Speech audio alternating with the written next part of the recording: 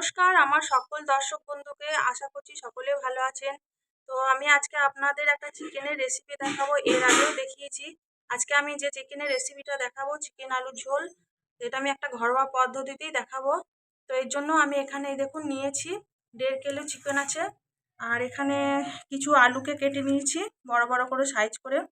আর এখানে আছে দুটো বড় সাইজের টমেটোকে কুচি করে নিয়েছি। আর আছে এখানে 6টা কাঁচা লঙ্কা আর 300 গ্রামের মতন পেঁয়াজ কোচানো।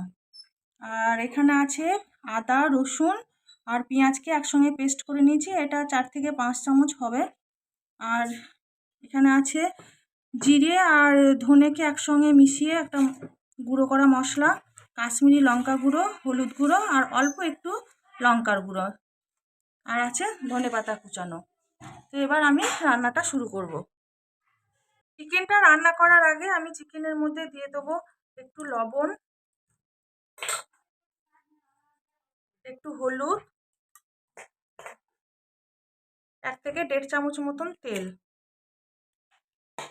এটা দিয়ে আমি ভালো করে চিকেনটা মাখিয়ে নেব।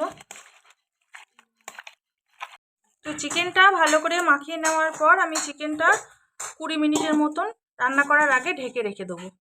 আলুটা ভেজে নেবো। আলুটা ভাজার আগে আলুর মধ্যে একটু হলুদ, একটু লবণ ভালো করে মাখিয়ে নেবো। কড়াইয়ে তেল দিয়ে দিয়েছি, তেলটা গরম হয়ে গিয়েছে। এবার এই আলুগুলো দিয়ে ভেজে নেব।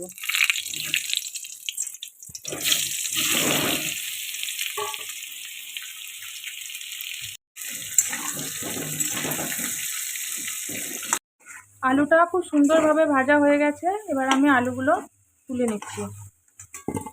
আলু ভাজার পর এখানে কিছুটা তেল আছে, আমি আরও কিছুটা তেল দিয়ে দেবো। সবে মিলে প্রায় অনেকটাই তেল হয়ে যাবে, 100 গ্রামের কাছাকাছি। তেলের মধ্যে দিয়ে দিচ্ছি সামান্য একটু চিনি। চিনিটা লাল হয়েছে, এবার এর মধ্যে দিয়ে দেবো কুচানো পেঁয়াজ।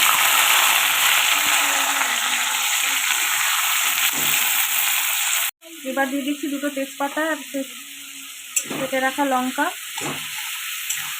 এবার পেঁয়াজটা আমি একটু লাল করে ভেজে নেব। পেঁয়াজটা লাল হয়ে ভাজা হয়েছে। এবার আমি দিয়ে দিচ্ছি বেটে রাখা মশলা। এটা আমি 2-3 মিনিট ধরে কষিয়ে নেব। 2 মিনিট কষানোর পরে দিয়ে দিচ্ছি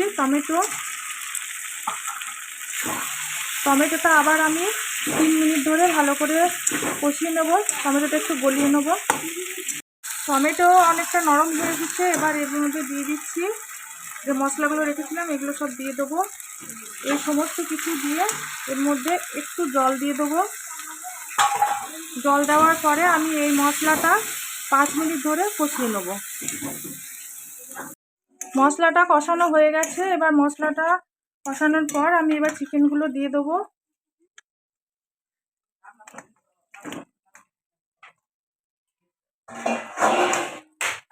চিকেনটা দেওয়ার পর মশলা আর চিকেন আমি একটু ভালো করে কষিয়ে নেব।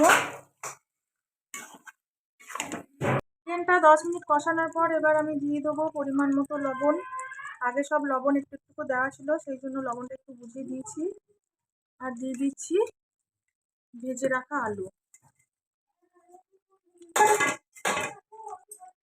এবার লবণ আর আলু দেওয়ার পর আমি এখানে চিকেনটা হচ্ছে, আমি পাশে একটা বড় বাটিতে একটু গরম জল করতে দিয়েছি। এই গরম জলটা আমি চিকেনের মধ্যে দিয়ে দেবো। 15-20 মিনিট কষানোর পর আমি যে জলটা গরম করে রেখেছিলাম, এই জলটা এবার চিকেনের মধ্যে দিয়ে দিচ্ছি।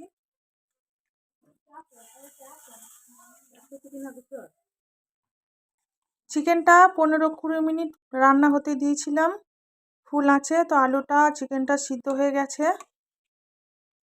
এবার আমি দিয়ে দেবো ধনেপাতা।